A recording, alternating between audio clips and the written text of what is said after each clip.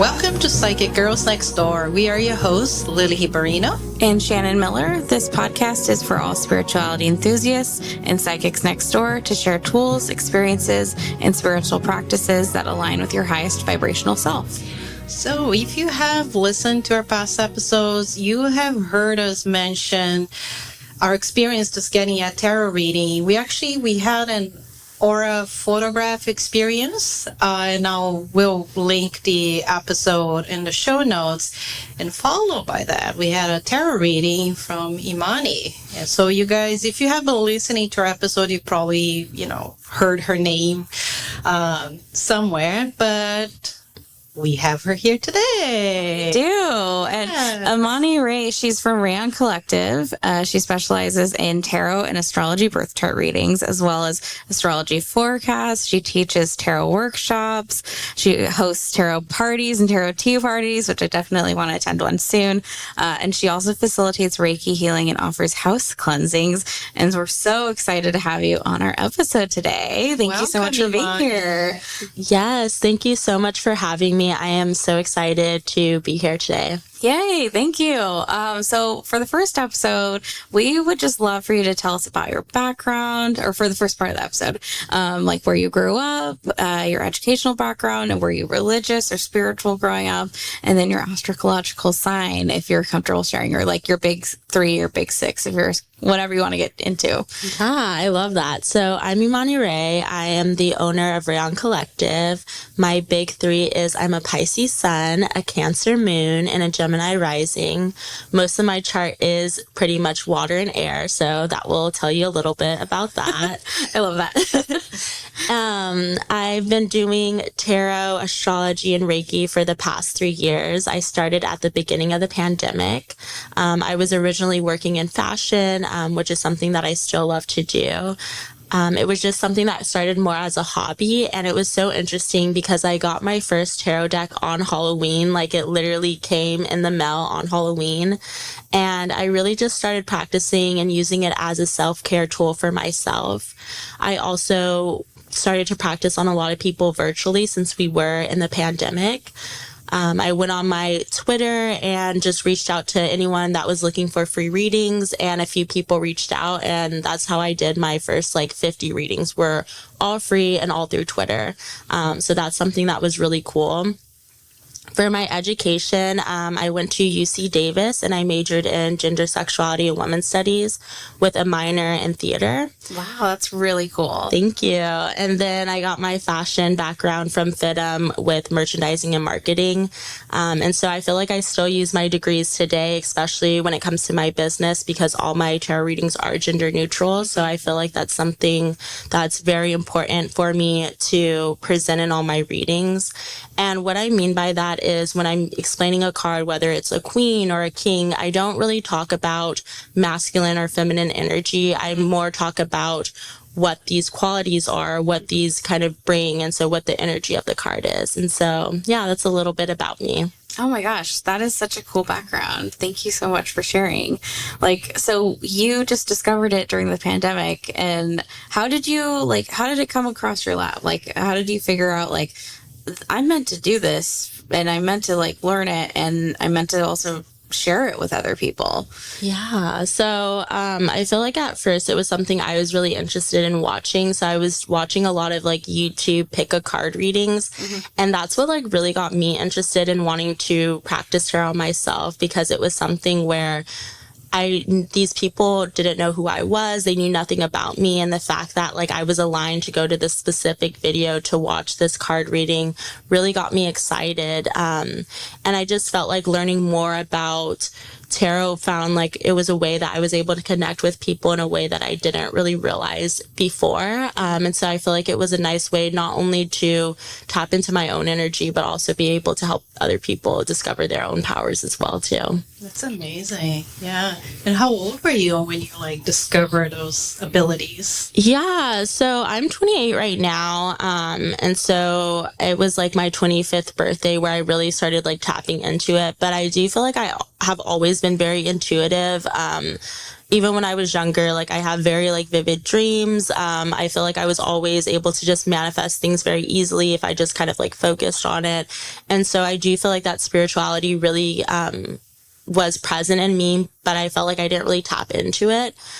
Something else that's really interesting is my grandfather. He also has written like a lot of books. He's also into tarot, astrology, all of that stuff, but we never really connected through that at first until like I really got into it, and then I started kind of asking him more questions and things like that. So I think it's interesting that it does feel generational, even though we didn't really discuss it beforehand.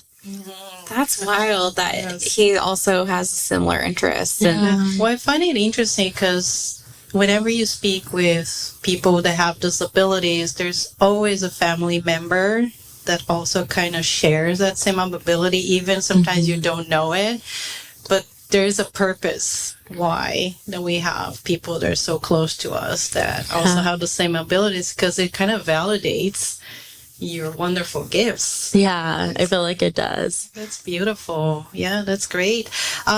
Did you ever feel like there was, did you feel welcomed by family and friends or judged because you had such spiritual abilities? Or did you feel like you could just like share with people, this is what I do, and just own it? Or did you feel like a little that you didn't feel comfortable disclosing that at first? Yeah, I feel like at first it was like kind of difficult, especially because I feel like I took like a 360. Like I was working a corporate job, I was working in fashion. Everything was very much focused on profit and money and kind of things that could be considered maybe vain in a sense. And so to go for something like that into something that's completely different and more like inner work, I feel like a lot of people maybe we're a little bit confused why I decided to make this change. But I do feel like once people really like heard me out, I feel like a lot of people were very like understanding and very supportive. I also do feel like since I moved to San Francisco, I have really found a lot of people that are just not only like very accepting, but also willing to try it. I feel like people are actually like, okay, like I'm down to get a reading, even if I've never had one. And so I feel like that's like really cool, like seeing how open people are too. Yeah, San Francisco is great. Yeah, you're in the right place for this. Yeah. Find your tribe here. Yeah. Yes. Yeah.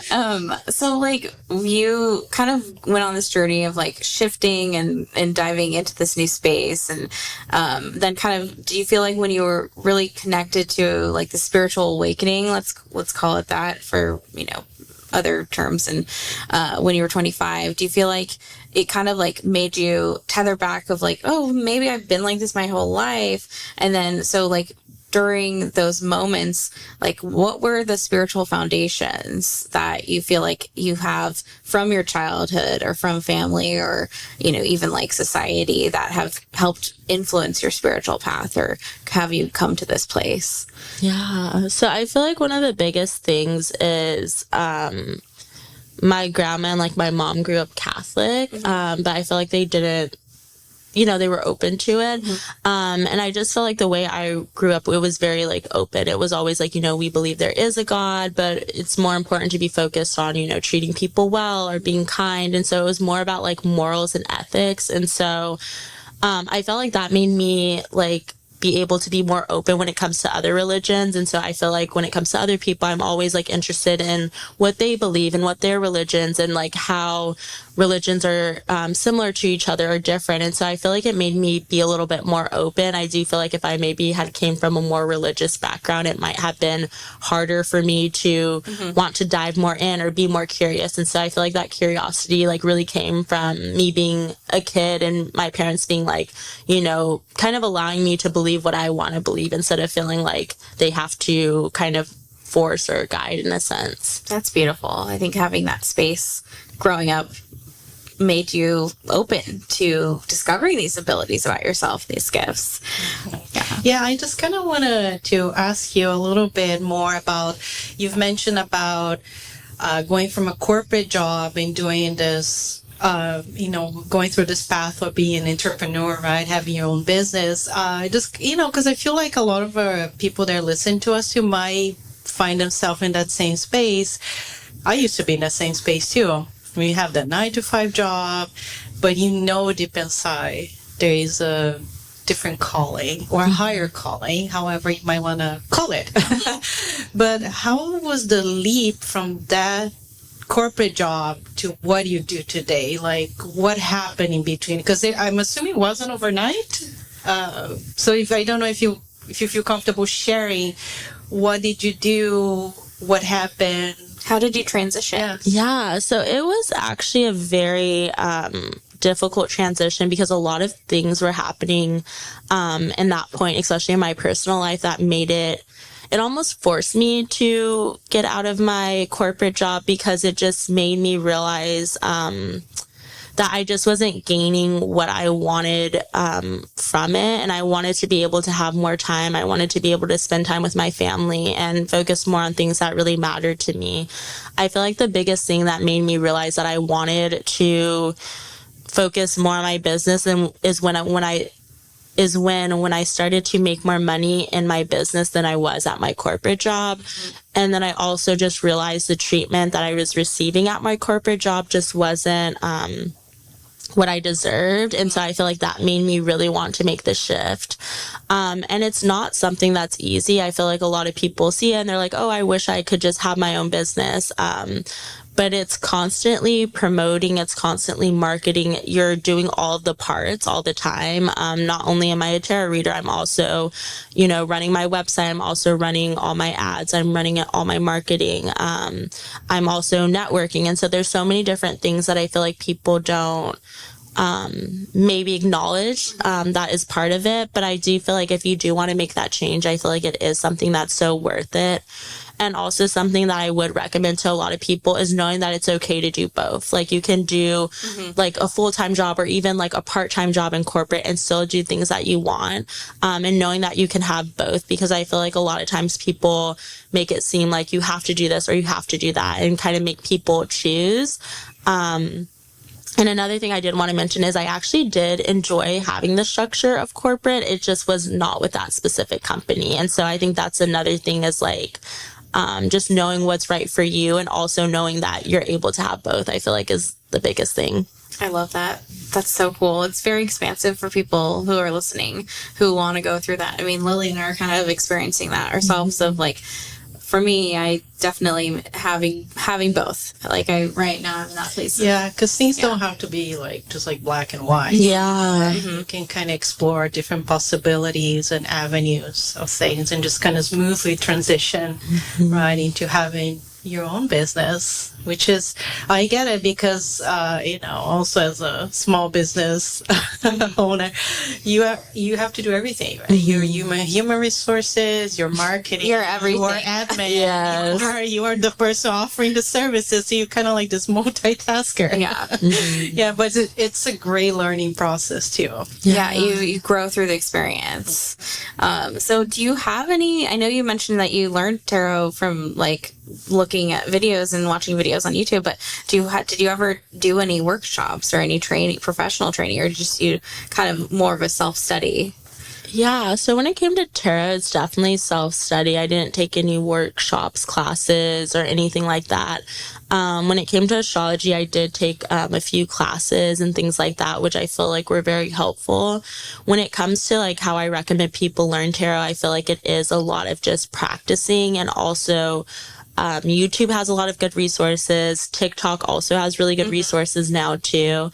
And also just finding a guidebook or a book that you really resonate with, I feel like is super helpful. And so what I would do is usually I would start off by pulling one card for myself. And before I looked into the meaning or looked on Google or went anywhere else, I would write down the symbolism, the imagery, the energy that I was picking up from the card, and I would write my own meaning. And so I feel like that was something that resonated for me. And then I would go and look at the internet or look at guidebooks and kind of see other things that resonated. And so I feel like it was a combination of learning and seeing what came up for me, but also getting other resources too. So I feel like it was that mixture. That's really cool. Yeah, finding your own sauce. Yeah, you literally you created your secret sauce for what you do. That's so cool. Yes. Yeah. And then can you please share with us like what typically happens in a tarot reading or an astrology session? Because you offer a lot of different services. So if you want to like dive in and, explain like all the different types of services that you offer and feel free to share what your favorite ones are, or what you love to do. Yeah, of course. So I do have a few different services on my website. I feel like the main one people come to is for the tarot reading. With the tarot reading, people are able to ask a question. Some people have very specific questions. Some people have more like topics like career or love. Some people want to set an intention before their session. So I really leave it open to the client and what they feel like they want or what they need. And so we start off with the question, the intention, the category, and then usually the one question I do ask is what is someone's zodiac sign or astrology sign. Usually I just ask for their sun sign. This can be helpful to not only connect with their energy, but sometimes when a lot of cards can come up, for example, if a lot of wands come up and they're a fire sign, that can also pertain to that. So sometimes it is helpful to know their astrology sign. Then after that, I usually pull depending on how long the reading is. If I'm doing a shorter reading, usually I pull 3 tarot cards and 1 oracle card. Or if it's a longer reading, usually I do 6 tarot cards and 1 oracle card. Usually when I'm going through the cards, I'm explaining the situations, the energy, other people that are involved and everything like that. So I feel like it's very helpful. And then also at any time people are able to ask any more questions or ask for clarity or anything like that. I really do like to focus the reading on the current energy. So for example, if someone's going through a current problem right now, I feel like that's very helpful. I feel like a lot of times people do want to focus on the future and what's going to happen, which I do think that's very helpful. But I do feel like focusing on what's happening right now can really help people grow and really be able to help people have the tools to maneuver certain situations. So I feel like that's really helpful too. Yeah, that's amazing. I'm going to sound kind of ignorant, but I have a question in regards, because some people that might be listening, they have no idea. So, what is the difference between the tarot cards and oracle cards? I know they are different, but there might be people that don't know that. So that is be the main difference. I know I sound like no clue. Like space, what is there like a difference in between the two, or different like intentions for? Yeah, I love that you asked that question because I feel like that's one of the number one questions that I get, even from people that have gotten a reading so many times, because not every tarot reader uses oracle cards. So when it comes to the tarot cards, no matter what deck you get, there are 78 cards and they're made up of the minor arcana and the major arcana. So no matter what the imagery looks like or everything like that, there's a set number of cards. When it comes to oracle cards, there's no set number, there's no set theme. For example, today I have in front of me the Herbal Astrology Oracle. So it talks about herbs and astrology and kind of combines them together. But I also have other oracle cards that are more like affirmations, other oracle cards that are maybe more focused on astrology or other things like that. And it's basically just kind of like an extra little tool. So when I do the whole tarot reading, there's so many things that are said. There's so many things that people are left with. I like to leave with like 1 or 2 oracle cards because usually it has a key word or a key message that people can kind of leave off on, and they can it helps them remember what the reading is about and helps them take this kind of with them in a sense. Oh, that's a beautiful definition. Yeah. Oh, thank you. Yeah, thank you for clarifying that. Yeah, and like I know that you mentioned previously like what kinds of, issues or topics people typically come to you with, but from your experience, like what do people typically come to you with, like to seek healing or information on? Like what do you think is like the most popular, thing that people are experiencing collectively? Yeah, so I feel like the 2 things usually are always career related. So people either wanting to know if they should make a change within their career, that's the biggest one, or if they're like applying to certain things, or if they're wanting to know like is a promotion coming or is a raise coming, things like that. Another thing people really ask about a lot too is love. People usually ask about past partners. is the most thing that people usually ask about. And sometimes it is about like future relationships or when you're going to meet someone or how they're going to be or what people are manifesting. And so usually it is about past people, just because I feel like a lot of times people don't get the closure that they want. And so sometimes I feel like they're seeking that through a reading. Yeah, that makes sense. Yes, I would probably ask the same questions too. Yeah. Speaking from my own experience. Yeah. So talking about like your sessions with your clients, what do you find is like the most rewarding part of, whether you're reading tarot cards or, offering any of your services, but what is also the most challenging part of it? Yeah. I think one of the things I love is when people leave with the confirmation that they needed. I think what sometimes is difficult, especially when it comes to maybe like love readings, is when sometimes people can be so adamant that they are meant to be with this person. And sometimes it's just not in alignment. And so sometimes I think it is really hard when the cards are saying one thing and I'm presenting them, in a very open and honest way. And sometimes people are like, oh no, this isn't happening, or oh no, this isn't how it is. And so I do think sometimes people can shut down, especially when it comes to love readings. And so just I always make sure that I say it in a very kind, open, loving way. And also I always tell people, like, if something doesn't resonate with you, that's totally fine. Like, not everything's going to resonate. Not everything is going to feel like you're going to want to take it with you. And so I always let people know that too, like, to make sure that they really feel empowered.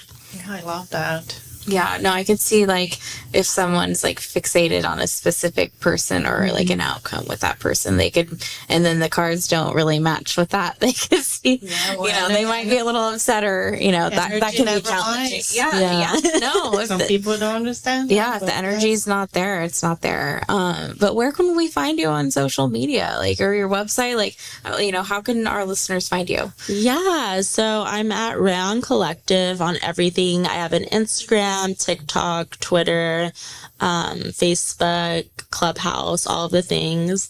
My website is www.raeoncollective.com. You can book tarot readings, tarot parties, astrology readings, and everything like that over there. Yeah, and your website is so cute. Thank you. Yes, the aesthetics of it, colors. I was like, ooh. Yeah, and I always watch your stories and I'm like, oh my god, she's doing something cool again.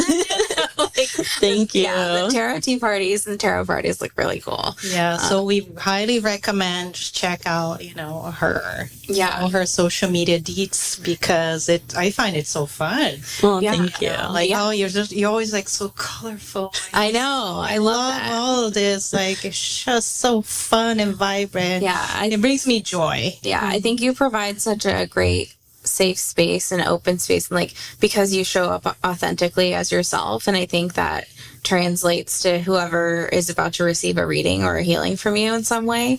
And I think as a healer, like, you have to hold space for a lot of people, and you have such a graceful, like, grounded approach to what you do. So I just want to give you a compliment there. Oh, I love that. Thank you. That's so sweet. Yeah. And we've enjoyed it so much. Yeah. When we had a tarot reading with you, it was like last year. Oh, yeah. Yeah. I know. It was a year ago now. Yeah. Oh, and we know, we have colleagues that do also, tarot reading and stuff. Like, no. Yeah. To be you. Yeah. You are our first tarot reader on our episode. Yeah. We're honored to have you. It was just something that resonated, and we thought it would really kind of match, the type of guest that we'd like to have on this podcast. Yeah. And we appreciate, you just like co-creating, sharing this space with us. Yeah. And so for the next part of the episode, we are very lucky to be graced with a reading. So Imani's going to give and provide a collective reading on the podcast itself, and then any other information that might pop up. I'm open. Do you have any specific things that you're looking for answers on, or? I am open. Yeah. Even like opening my arms. Yes. If wants to come through. Yeah. Yeah. So feel free to do your thing. Okay, perfect. Yeah. So I'm going to go ahead, since this is a collective reading, I'm just going to really set the intention just whatever anyone needs to hear right now. I love doing that as a question because I feel like sometimes it's so nice to be like, okay, what is it that I need to hear? What is it that I want to tap in? What do I need guidance on? So I'm going to go ahead and shuffle the cards. I don't really shuffle them any amount of times. I just kind of shuffle them until something pops out or until something kind of flips over. And so the first card that came out, which is really interesting, is the Four of Cups. The Four of Cups is this reminder. So many times we're so focused on what is happening right now. We're so focused on, everything that needs to be done, so focused on the next move, the next big thing. And this is that reminder that it's okay to kind of take a step back and really just appreciate how far you've made it. And also it's this reminder that it's okay to ask for help. I feel like so many times when we're navigating through life, we don't want to ask for help. We don't know how to ask for help. It's something that's very difficult.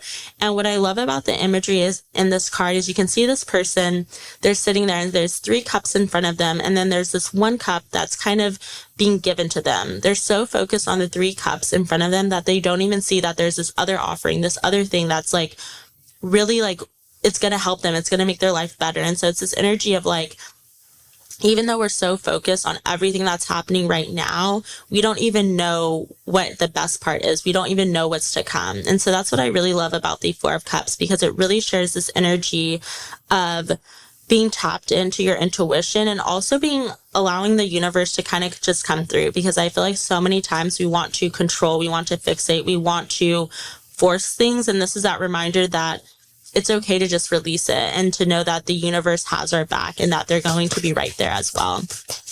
I'm going to go ahead and pull 2 more cards as well. We're going to do a 3-card pull today.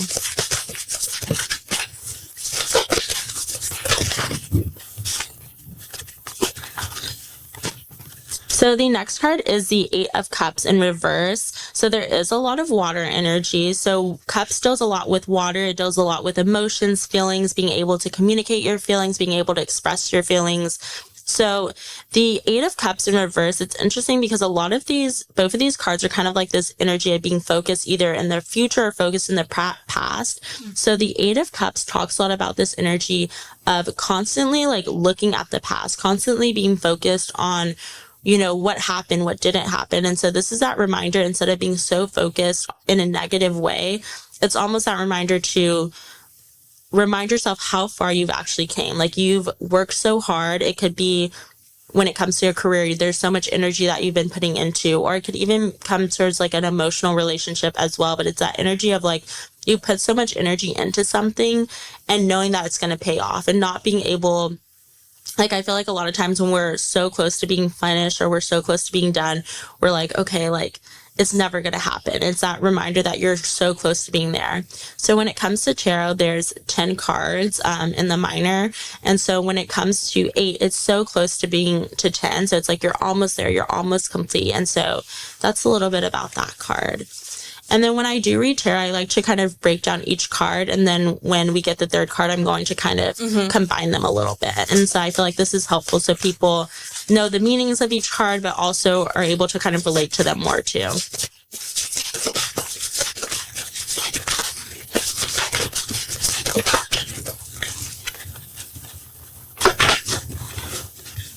Okay, so the last card that we got is the Queen of Wands. The Queen of Wands, I really like that this card came up, especially after all of this Cups energy, because the Queen of Wands is this energy of if you've been stuck in your head, if you've been okay, the Cups is very much that energy of okay, I'm stuck in the past, I'm stuck in the future. This Queen of Wands energy is no, you're not going to be stuck. You're going to move forward. It's kind of that push that we need. It's that passionate energy. So I love the Queen of Wands because it talks about being assertive. It talks about being a leader. It talks about being able to push through and move forward. And so again, when it's the 8 of Cups being kind of stuck in the past, stuck in what's already been going on, this is the Queen of Wands no, I'm going to pull myself out of this. I'm going to do something new. I'm going to do something different. And also this energy too of being able to share your power, share your gift. And so I know when it came to the Cups, it's maybe thinking about a job or maybe thinking about a loved one or thinking about certain things. And the Queen of Wands is okay, I'm going to apply for those jobs. I'm going to ask that person on a date. I'm going to make things happen. And so it's kind of nice where it's the cups is allowing yourself to feel these emotions, while the wands is like actually putting them into action. And so I think it's really nice. And then also wands deals a lot with fire energy. So again, confidence, passion, pleasure, anything like that. And so when I look at all the cards together, it's really this energy of like knowing that it's okay to ask for help, allowing yourself to be focused on the present moment, and also giving yourself that push that you need. And so that is the reading that I have for you today. Oh my gosh. Wow. Wow. So much. It was spot on. That was really fun. I was like, is this for me personally? Wait, that was is this amazing. an individual? Yeah. Really? No, that was I really feel called beautiful. out. Yeah. No, that was amazing. And like the energy, like, so I was kind of like looking at your energy as you're reading. Like, you have some powerful spirit guides in your space, and like we were meditating beforehand, and Lily's expertise is she's more guide focused. I feel like guides, you just pick up on people's spirit guides They easily. just like to visit me.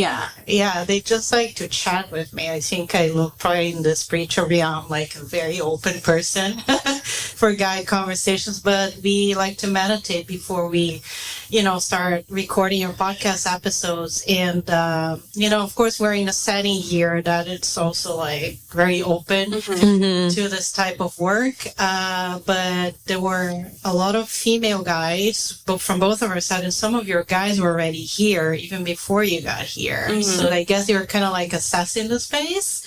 Yeah. But it was kind of nice to say hello to them.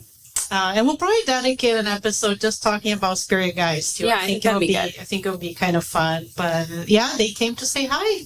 Yeah. But they were friendly. Yeah. Oh yeah. It's so interesting that you say this, because this has actually happened a few times, where I'll be giving a reading or like something will happen and people will literally be able to like see them. I can't see spirits. Like I can feel them, but I can't see them. And so I think it's always so cool when people can like see them or feel them or know that they're there. And I always think that's super cool. Like a whole community clan. behind. Yeah, right. You got a clan. Yeah, oh yeah. Yeah. It's like your tribe. Yeah. Yeah. Yeah, no, this was great. It was amazing. Thank you so much for the reading. Yeah, and thank you so much for taking the time to be here today on our episode of Psychic Girls Next Door. We're so happy to have had you on the episode. I'm sure I'd love to have you again for a future one. But please book a reading with her, book a tarot tea party. Do you ever do like people's weddings or special events? So I've done weddings, I've done bachelorettes. Nice. Yeah. Oh, that'd be so fun. Yeah. Yeah, I'm a bachelorette. I'm a maid of honor. So like maybe, it's going to be next summer. So that would be great. Hopefully our future wedding. Oh, I know. Yes. Oh, yeah. No, you can be a guest and provide a service. That'd be great. Yes, we'll leave all this information on our show notes where you can find Imani and book all this, beautiful services that she offers. But thank you so much for listening to our episode today. And thank you, Imani, for being here and just honoring us with your presence. Yeah. And all your wisdom and knowledge. I feel like I am not a tarot reader, but I always learn so much with people that have disabilities. I find it incredible. I know, it's amazing. That you guys use all this incredible tools to receive information. So I really admire and appreciate that. Yeah. And is there anything else that you want to share before we let you go for, your next spiritual journey? I don't think so. I just want to say thank you so much. It's so good to be able to connect again, and I won't forget the reading that we originally did at Scarlet Sage with the auras. That was such a fun day. So yeah. Thank you so much for being here, and thanks y'all for listening to this episode of Psychic Girls Next Door. See you next time.